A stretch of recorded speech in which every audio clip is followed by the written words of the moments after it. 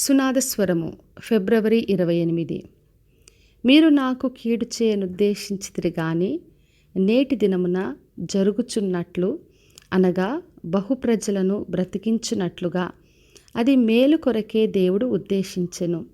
ఆదికాండము 50 మరి యోసేపు తన అన్నలతో ఈ మాటలు చెప్తున్నాడు.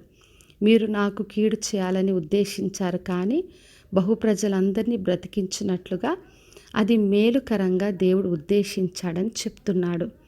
మరి మనుషులు ఎన్నో ఉద్దేశాలు, ఎంతో కీడు చేయాలని ప్రయత్నం చేయొచ్చు, కానీ మన దేవుడు మన కొరకు మేలుకరమైన ఉద్దేశాలు కలిగిన దేవుడు. అదే ఈ రోజున వాగ్దానం చేస్తున్నాడు. మరి దేవుడు ఉద్దేశాలన్నీ కూడా తన ప్రజల కొరకు మేలుకరంగా ఉన్నాయి. మరి యోసేపు అన్నలు ఆయన అసూయపడ్డారు, గుంటలో పడవేశారు, దాసునిగా అమ్మివేశారు.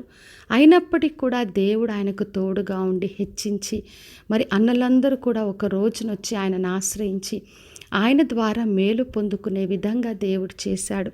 మరి యోసేపుకు ఒక్కనికే మేలు జరగలేదు, కానీ ఆయన ద్వారా ప్రజలందరూ కూడా మేలు పొందినట్లుగా దేవుడు దీవించాడు. అందుకే మన చుట్టూ మనుషులు ఎన్ననుకున్నా, ఎంత కీడు చేయాలనుకున్నా, ఎటువంటి ఉద్దేశాలు వాళ్ళు కలిగి ఉన్నా మనం అధైర్యపడొద్దు. మన దేవుడు అన్నీ కూడా మేలుకరంగా మార్చే దేవుడు. ప్రతి పరిస్థితిని మన కొరకు మేలుకరంగా చేస్తాడు. మన ద్వారా ఇతరులను ఆశీర్వదిస్తాడు. మరి ఇర్మియా గ్రంథం 29 రాయబడి ఉంది, నేను మిమ్మును గూర్చి ఉద్దేశించిన సంగతులు నేను ఎరుగుదును, రాబో కాలంన మీకు నిరీక్షణ కలుగునట్లు అవి సమాధానకరమైన ఉద్దేశములే కానీ హానికరమైనవి కావు అని చెప్తున్నాడు. మన దేవుడు మన కొరకు సమాధానకరమైనవి, మేలుకరమైన ఉద్దేశాలే కలిగి ఉన్నాడు. ఏది కూడా మనకు హాని చేయడానికి ఆయన అనుమతించడు.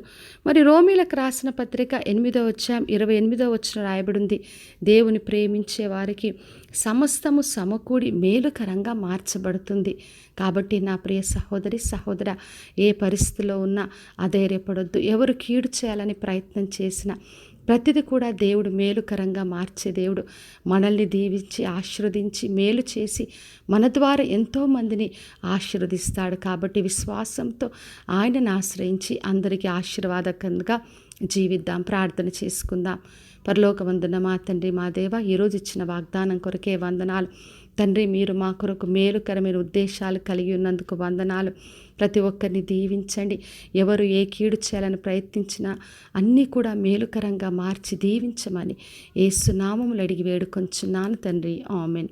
ఈ శుభవచనము వినిచున్న ప్రతి ఒక్కరి జీవితంలో నెరవేర్చబడునుగాక. నేను మీ ప్రియ సహోదరి మంజులా చరణ్.